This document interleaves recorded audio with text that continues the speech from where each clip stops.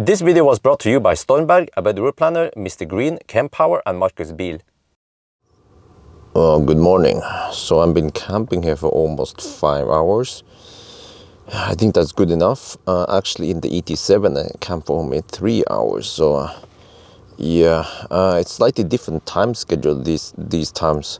Normally I will come here earlier and then stay longer, but I guess this is long enough. I'm gonna show you guys the stats soon, but yeah.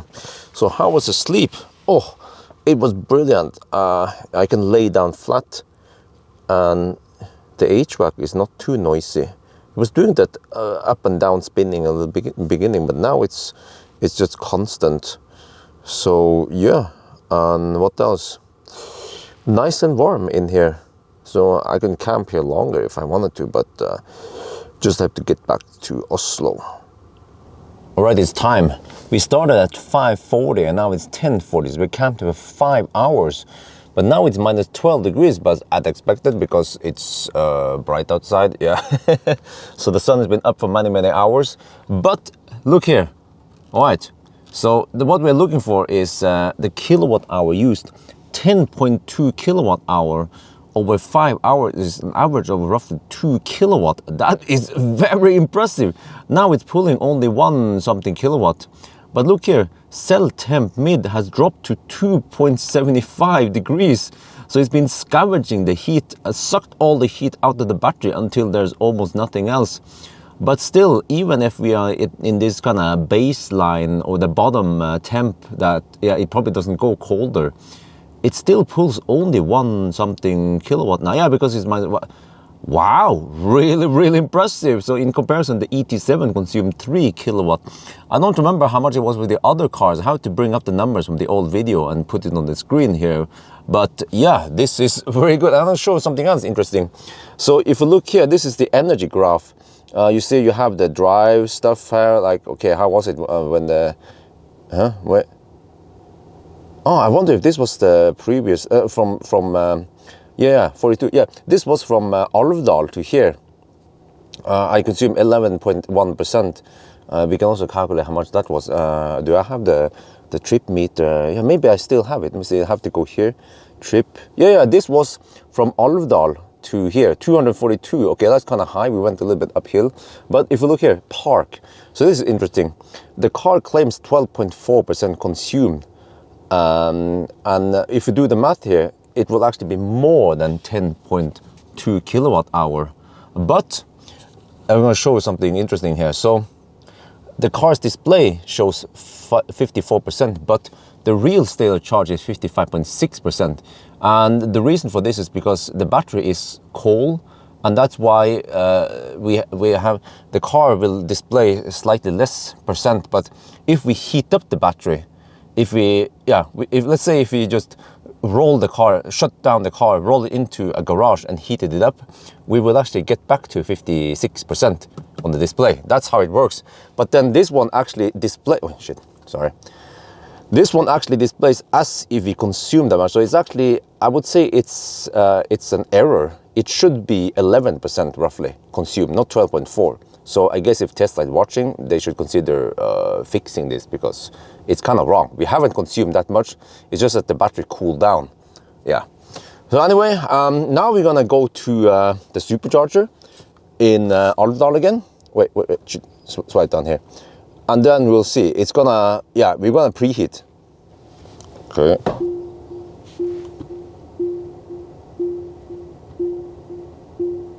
Supercharger Folldal. What? There. Preconditioning battery for fast charging. Zoop. Battery power. 11 kilowatt. Battery inlet. Okay. Let's go. Let's see. I think we should have okay grip. Now the car reports. Huh? Really? 471 kilowatt at 3.5 degrees in the battery. Okay, let me see. Well, I've been camping in sport, chill mode. I'm gonna go back to Plaid now. Okay, let me see. Let me find a good place to get some grip. Let's see here how many see here how many kilowatt we have. What the heck? Whoa, did you guys hear that? It's like a little half shaft rattling. Oh, you know, I heard this before.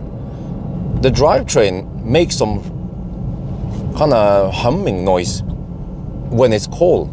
I think maybe it has something to do with the gear motor, I mean oil or something like that. But okay, yeah. Right, let's just cruise then.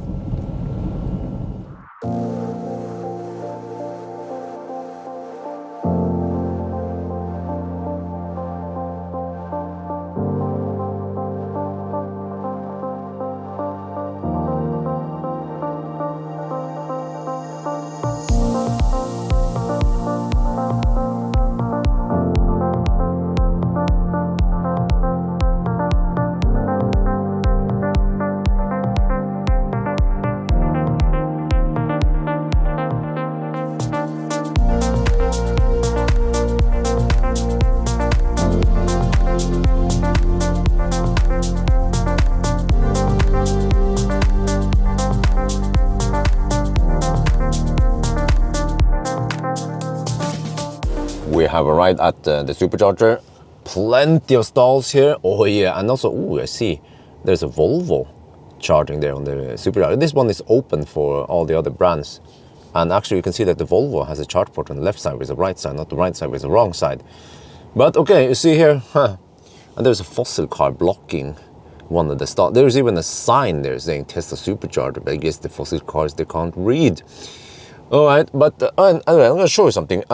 Oh, it's minus 16 degrees Celsius over here, proper cold. Maybe I haven't explained this enough so people don't know what's going on, but you see, if okay, look here. Now we're pulling 1 kilowatt for heating up the cabin. And, well, actually, we could just turn off HVAC even. Well, it's going to be cold maybe. Okay, but whatever, just to illustrate now. Okay, 500 watts, that's for running the screen and pumps and everything, right? Okay, if I navigate to the supercharger now, like this, you will see that suddenly, okay, wait, here. You can hear the pumps start spinning up. You see, suddenly we pull 11 kilowatt extra. I've seen even more than this, but okay, for now, 11 kilowatt. What's happening now is that you see here, front stator temperature goes up. It puts the motors, actually, we only see the front stator. There are 2 other motors in the back also, but they don't report the correct values. But you see what's going on. It heats up. It puts the motor in some kind of special inefficient mode where it doesn't create motion, but it creates heat.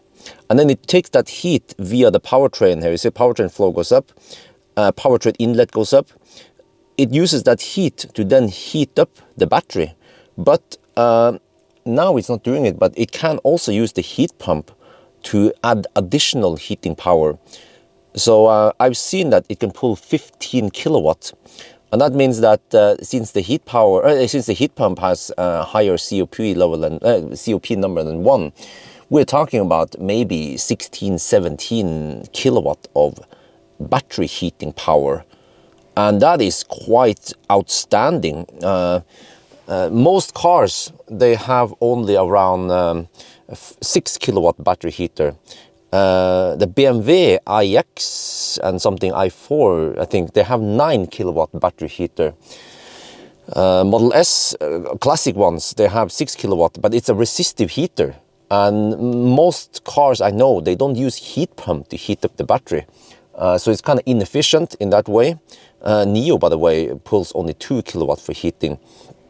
But what is the advantage of using the motors to heat up the battery? Well, the motors are already there. So we actually save weight. We don't have to have a dedicated battery heater. And we have a freaking beefy battery heater. And also we save cost by not having it. And also we save, or we reduce 1 point of failure because we just use the motors. And I guess the motors, they can last a very long time. And also because at least Tesla, ever since Millennium Falcon, Tesla Model S 2013, has the cooling loops and the valves and everything for scavenging heat from the motor into the battery. But at least the old Teslas could not have this special mode, and the old Tesla, like Millennium Falcon, has that 6 kilowatt battery heater. But you see, Tesla did something brilliant in engineering. They removed their components, save weight, save cost, save another component that could break, and the car already had the loops and everything for scavenging heat. So, yeah, I don't know if this made any sense, but it is brilliant.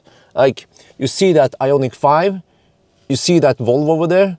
Those cars, as far as I know, they don't have this type of alien technology. Even the Ioniq 5 has a dedicated battery heater. Correct me if I'm wrong, but as far as I know, Tesla is the only car manufacturer that does this kind of smart engineering and reuse, like the hardware can have several functions to gain lots of benefits, like I mentioned. Right, anyway, let's plug it in. All right, we started charging at 11:38. Let's see now. How fast are we charging? Ooh, 182. Well, actually, that's including the heating power, but at least if you look here, what goes into the battery? Wow, 190 kilowatt. Even at 38%, it can take.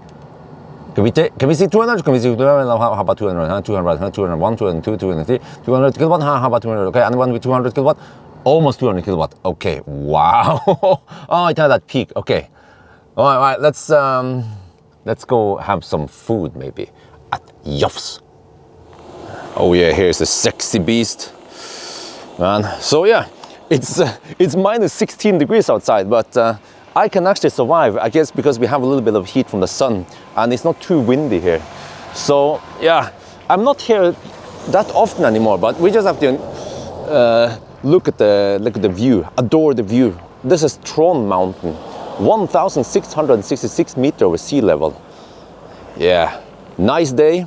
Yeah, normally it's a nice day after the night that is really cold because it's clear, like I explained there earlier. So, wow.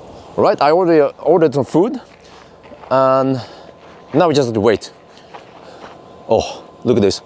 I actually, well, by the way, I should point out that I did not put on the wheel caps. I got them from Marcus. With the wheel caps, the car will be slightly more efficient.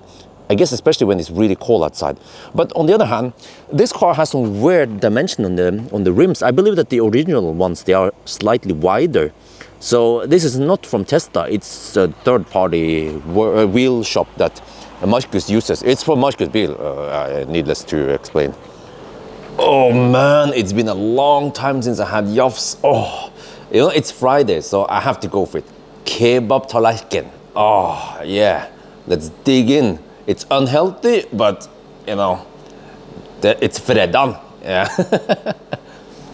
Let's try the kebab.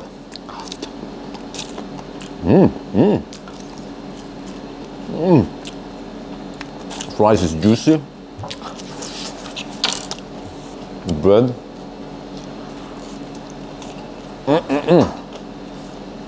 How many of you guys remember the good old days with Millennium Falcon where I went to Jofs at Dombås?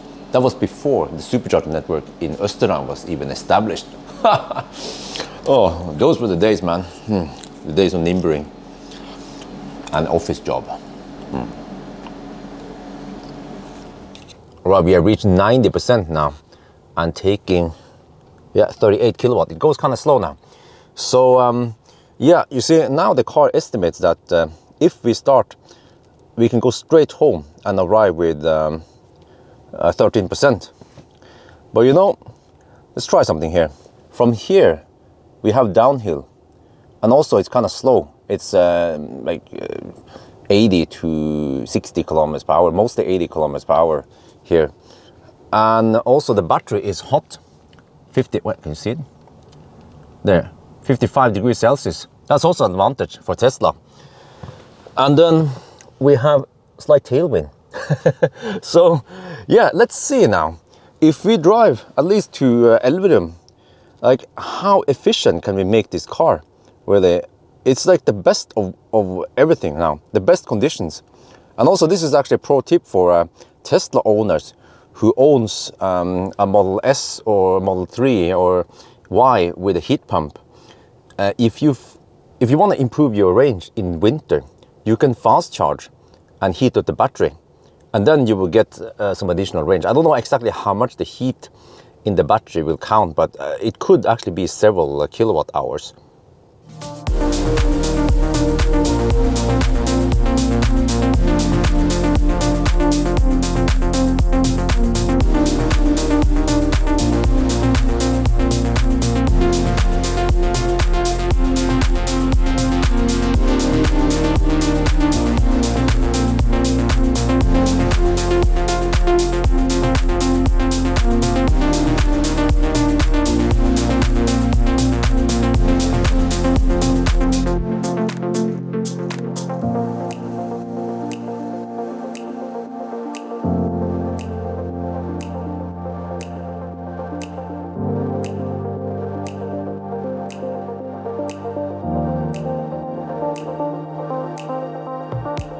We are getting close to Elverum. This is Svingen, and we have 164 watt-hour per kilometer from Folldal.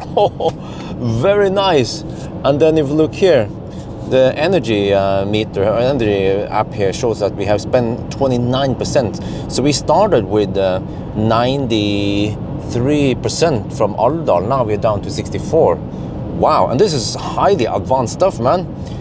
It takes in account driving, climate, battery conditioning, elevation. Actually, stuff that it doesn't show here is also weather, temperature. You know, the trip planner is super advanced in order to estimate very accurately what you will arrive with. So right now it says that I will arrive with 37.3%. Yeah. All right.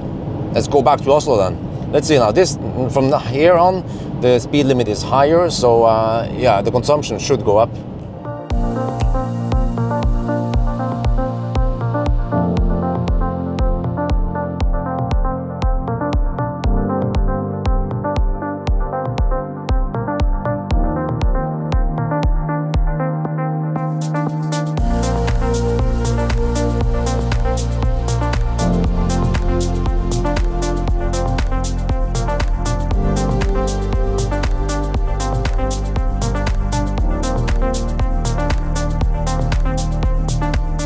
We are back in Oslo now, and we arrive at 31%, and that means we spend 62%. And also the trip meter, or actually the energy app here, confirms that we spend 61.9% consume.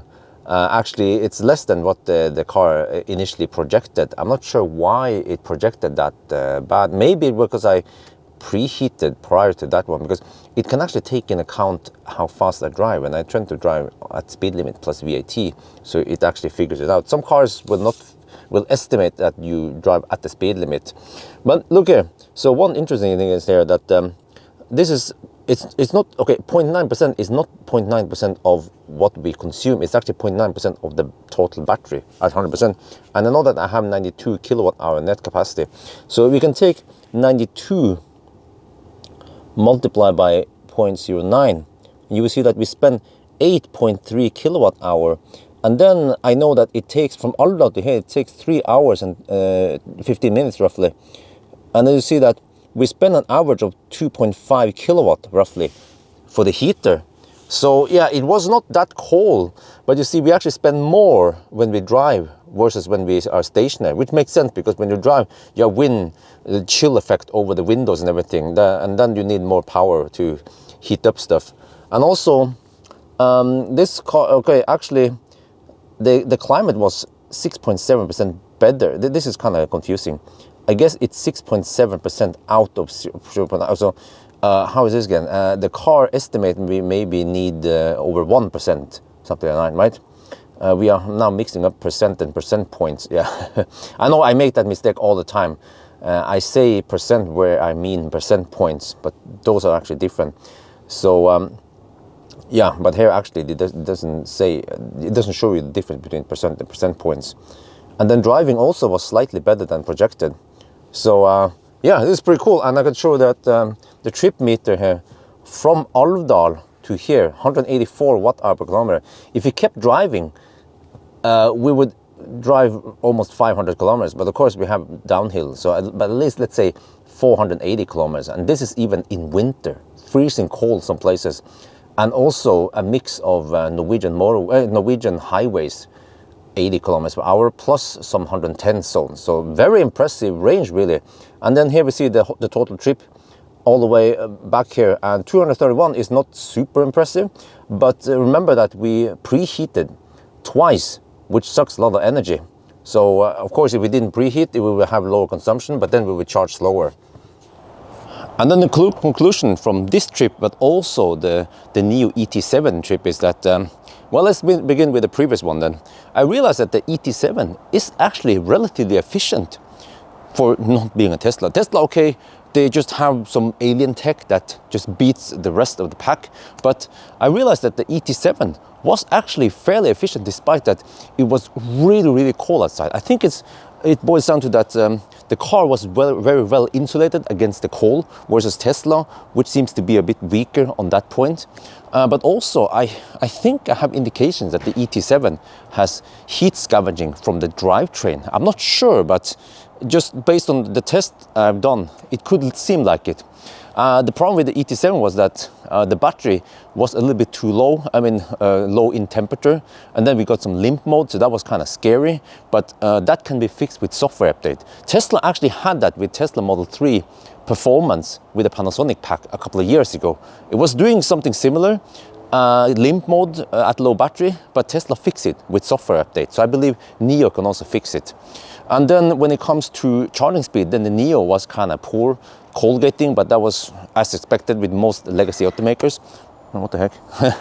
The door handles popped out. When it comes to Tesla, okay, so what is it the Plaid was really good at? It charges like a boss. Even if it's minus 25 degrees Celsius, it doesn't matter. It charges blistering fast. And also it heats up the battery really fast. That is super impressive with Tesla. It's actually it's industry leading how they implement the battery heating with reusing, or one motor is using, or it has different functions. It can drive the car technically. It can also charge the battery, and it can also heat up the battery. That is crazy, man, how Tesla engineered this. But I still feel like the soundproofing, but the heat insulation on the Tesla could be better. So that would actually improve things, and then I guess Tesla would be even better. But what I've shown now in the two videos here, this one and the other car, is that despite being really, really cold, like minus 25, and unfortunately I didn't hit colder temperatures, EVs work great in extreme cold weather. So there is no crazy stuff going on. Okay, we almost got stranded with the NIO, but okay, we will probably get over to the charger anyway, even though it was a little bit slow. But at least if you have well-engineered cars, you can actually drive through really cold weather without any problems. So this kind of crushes many myths that, oh no, EVs, they will not work in extreme cold weather or whatever. So, well, now you guys seen. They kick ass for the Lord, both of them, both in their own ways. So that's going to be it for now. I hope you guys enjoyed this video. As always, thank you for watching, and talk to you later.